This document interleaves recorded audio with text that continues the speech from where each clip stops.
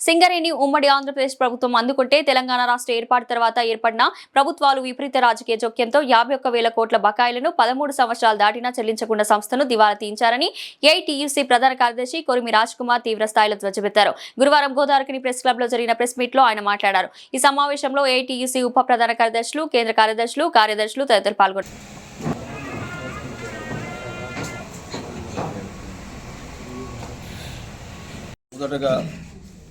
Print media, electronic media మిత్రులకు అందరికీ శుభోదయం, నమస్కారాలు.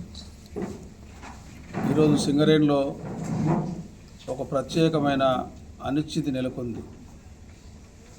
అంటే సింగరేణిలో ఎన్నికలు జరిగిన ఎన్నికల్లో కార్మిక సంఘాలకు ఇవ్వాల్సిన ప్రియారిటీ కానీ, లేక సంఘం ముందు పెట్టిన సక్ష సమావేశంలో పెట్టిన ఏవైతే సమస్యల పరిష్కారానికి యాజమాన్యం చొరవ చూపెట్టుకపోవడం, అదేవిధంగా ఇప్పుడు ఈ మధ్యకాలంలో ఈ యొక్క బొగ్గు బ్లాకుల మీద లేకపోతే టెండర్ల మీద ఒక రాజకీయంగా అవినీతి మార్చబడడం, అదేవిధంగా ప్రాజెక్టు ప్లానింగ్లకు సంబంధించి తగు నిర్ణయాలు లేకపోవడం వల్ల ఈ సింగరేణిలో ఈరోజు మ్యాన్ పవర్ కానీ లేకపోతే ఉత్పాదకతకు ఒక భారీ నష్టం వాటిల్లినట్టుగా మేము అభిప్రాయపడతా ఉన్నాం.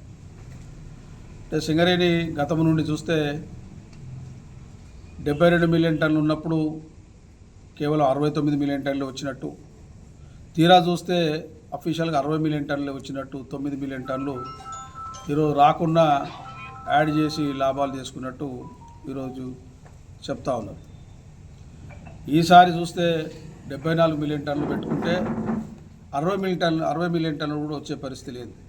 దాని ప్రధానమైన కారణం ఈరోజు ఇప్పటి వరకు అసలైతే ప్రతి మైన్లో ఓపెన్ కాస్ట్లో కార్మికులు ఒక ఉత్సాహంతో ఒక స్ఫూర్తిదాయకంగా ప్రొడక్షన్ తీయాలి, ఎట్టి పరిస్థితుల్లో ఒక పోటీగా కాంపిటేటివ్గా ఒక షిఫ్ట్కో షిఫ్ట్ ఈరోజు 100 టన్నులు ఒక షిఫ్ట్ తీస్తే ఇంకొక షిఫ్ట్లో 110 టన్నులు తీసే ఒక చైతన్యవంతమైన పోటీతో పనిచేసే ఈ మార్చిలో పేలవంగా నిస్తేజంగా కార్మిక వర్గం ఇటు అధికారులు కానీ ఒక స్ఫూర్తినిచ్చే పరిస్థితి ఈరోజు కనబడతలేదు. ఆ పర్యవసానమే అన్ని అండర్గ్రౌండ్ బావిలు ఓపెన్ కాస్ట్లో కూడా బొగ్గు రాకపోవడం అనేది గమనించాలి. ఈరోజు మనం ఒకసారి చూసినట్టయితే గతంతో పోల్చుకుంటే అన్ని మైన్లు సుమారు అన్ని ఏరియాలు వెనుకబడ్డాయి. దీని ప్రధానమైన కారణం ఇప్పుడు మేము చెప్పిన అనేక రకాల అంశాలు. ఒకవైపు ఏంటంటే మనం లేనిది ఉన్నట్టు, ఉన్నది లేనిదంటూ చూపించుకోవడంలో సింగరేణి మొదటి నుంచి తాపత్రయపడుతున్న ఒక డొల్లతనాన్ని మొన్న మనం చూసినాం.